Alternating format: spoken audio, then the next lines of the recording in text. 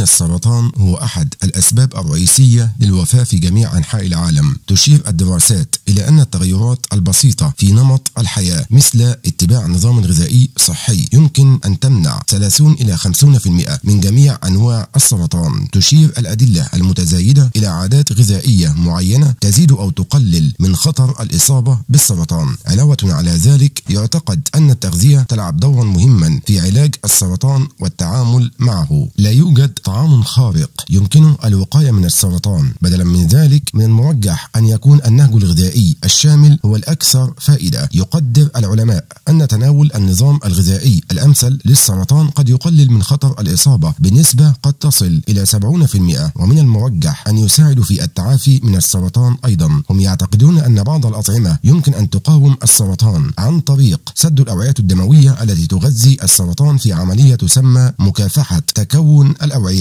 مع ذلك، فإن التغذية معقدة، ومدى فعالية بعض الأطعمة في مكافحة السرطان تختلف باختلاف كيفية زراعتها ومعالجتها وتخزينها وطهيها. تتضمن بعض المجموعات الغذائية الرئيسية المضادة للسرطان ما يلي: الخضروات. ربطت الدراسات القائمة على الملاحظة بين ارتفاع استهلاك الخضروات وانخفاض خطر الإصابة بالسرطان. تحتوي العديد من الخضروات على مضادات الأكسدة والمواد الكيميائية النباتية المضادة للسرطان. على سبيل المثال، تحتوي الخضروات الصليبية بما في ذلك البروكلي والقرنبيط والملفوف على مادة السلفورافان، هي مادة ثبت أنها تقلل من حجم الورم في الفئران بأكثر من 50%. ترتبط الخضروات الأخرى مثل الطماطم والجزر بانخفاض خطر الإصابة بسرطان البروستاتا والمعدة والرئة. الفاكهة تحتوي على مضادات الأكسدة والمواد الكيميائية النباتية الأخرى التي قد تساعد في الوقاية من السرطان. وجدت إحدى المراجعات أن 3 حصص على الأقل من الحمضيات أسبوعيا قللت من خطر الإصابة بسرطان المعدة بنسبة 28%. بذور الكتان. ارتبطت بذور الكتان بتأثيرات وقائية ضد بعض أنواع السرطان، وقد تقلل من انتشار الخلايا السرطانية. على سبيل المثال، وجدت إحدى الدراسات أن الرجال المصابين بسرطان البروستاتا الذين يتناولون 30 جرام أو حوالي 4 ملاعق كبيرة من بذور الكتان المطحونة يوميا يعانون من نمو وانتشار أبطأ للسرطان من المجموعة الضابطة. تم العثور على نتائج مماثلة في النساء المصابات بسرطان الثدي. البهارات. وجدت بعض الدراسات التي أجريت على أنابيب الاختبار والحيوانات أن القرفة قد يكون لها خصائص مضادة للسرطان وتمنع الخلايا السرطانية من الانتشار. بالإضافة إلى ذلك، فإن الكركمين الموجود في الكركم قد يساعد في محاربة السرطان. وجدت دراسة واحدة استمرت 30 يوما أن 4 جرامات من الكركمين يوميا قللت الآفات السرطانية المحتملة في القولون بنسبة 40% في 44 شخصا لا يتلقون العلاج. الفول والبقوليات. إن الفاصوليا والبقوليات غنية بالألياف. تشير بعض الدراسات إلى أن تناول كميات أكبر من هذه المغذيات قد يحمي من سرطان القولون والمستقيم. وجدت إحدى الدراسات التي أجريت على أكثر من 3500 شخص أن أولئك الذين يتناولون معظم البقوليات لديهم خطر أقل بنسبة قد تصل إلى 50% للإصابة بأنواع معينة من السرطانات. المكسرات. قد يرتبط تناول المكسرات بانتظام بانخفاض مخاطر الإصابة بأنواع معينة من السرطان. على سبيل المثال، وجدت دراسة أجريت على أكثر من 19,000 شخص أن أولئك الذين تناولوا المزيد من المكسرات تقل لديهم مخاطر الوفاة بسبب السرطان. زيت الزيتون. تظهر العديد من الدراسات وجود صلة بين زيت الزيتون وتقليل مخاطر الإصابة بالسرطان. وجدت مراجعة كبيرة للدراسات القائمة على الملاحظة أن الأشخاص الذين استهلكوا أكبر كمية من زيت الزيتون لديهم خطر أقل بنسبة 42% للإصابة بالسرطان مقارنة بالمجموعة الضابطة. الثوم يحتوي على مادة الأليسين، والتي ثبت أن لها خصائص مقاومة للسرطان في دراسات أنبوب الاختبار. وجدت دراسات أخرى ارتباطا بين تناول الثوم وانخفاض مخاطر الإصابة بأنواع معينة من السرطان بما في ذلك سرطان المعدة والبروستاتا. السمك. هناك أدلة على أن تناول الأسماك الطازجة يمكن أن يساعد في الحماية من السرطان، ربما بسبب الدهون الصحية التي يمكن أن تقلل الالتهابات. وجدت مراجعة كبيرة ل41 دراسة أن تناول الأسماك بانتظام يقلل من خطر الإصابة بسرطان القولون والمستقيم بنسبة 12%. الألبان. تشير